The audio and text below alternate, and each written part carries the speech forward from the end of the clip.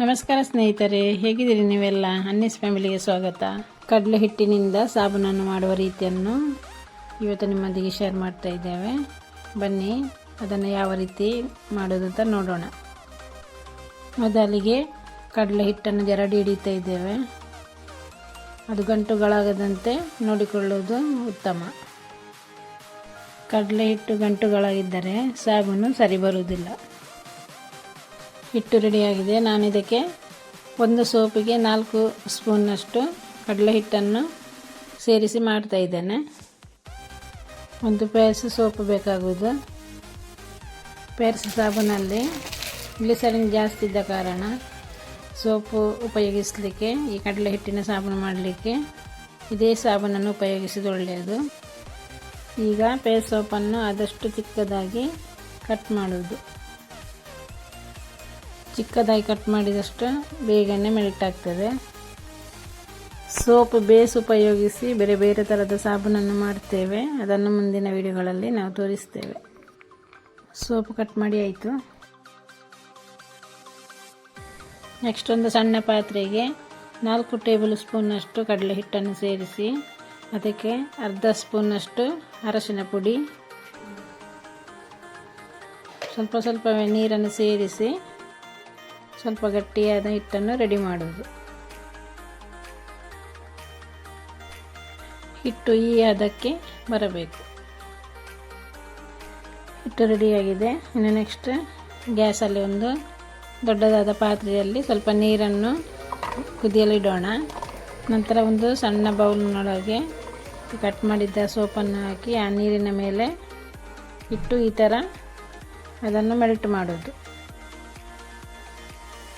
ಇದು ಕಂಪ್ಲೀಟಾಗಿ ಮೆಲ್ಟ್ ಆಗಬೇಕು.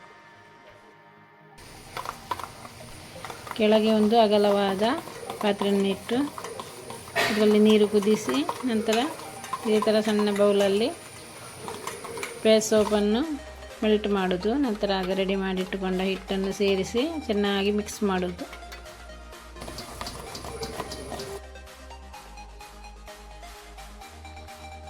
ಇದು ಕಂಪ್ಲೀಟಾಗಿ ಚೆನ್ನಾಗಿ ಮಿಕ್ಸ್ ಆಗಬೇಕು. ಇದು ರೆಡಿಯಾಗಿದೆ. 4 ಗ್ಲಾಸಿಗೆ ಸ್ವಲ್ಪ ಎಣ್ಣೆಯನ್ನು ಹಚ್ಚಿ ಇದೇ ಥರ ರೆಡಿ ಮಾಡಿಡೋದು. ತೆಂಗಿನೆಣ್ಣೆ ಅಥವಾ ಅದರ ಬದಲಿಗೆ ವ್ಯಾಸಲಿನ್ ಕೂಡ ಆಗ್ತದೆ.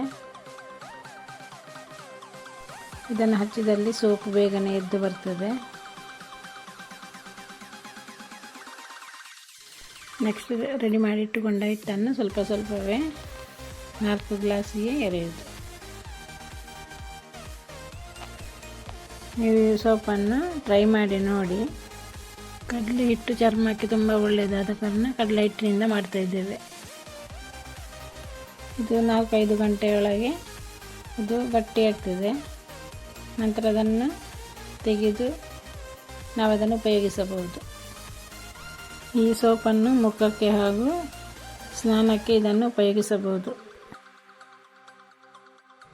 ಇದನ್ನು ಫ್ರೀಝರ್ ಒಳಗೆ ಬೇಕಾದರೂ ಇಡಬಹುದು. ನಾನು ಅದನ್ನು ಒಳಗಿಡುವುದಿಲ್ಲ, ಹೊರಗೆ ಇಡ್ತಾ ಇದ್ದೇನೆ. ನಾನು 6 ಗಂಟೆ ನಂತರ ಇದನ್ನು ತೆಗಿತಾ ಇದ್ದೇನೆ. ಚೆನ್ನಾಗಿದ್ದು ಬರ್ತದೆ.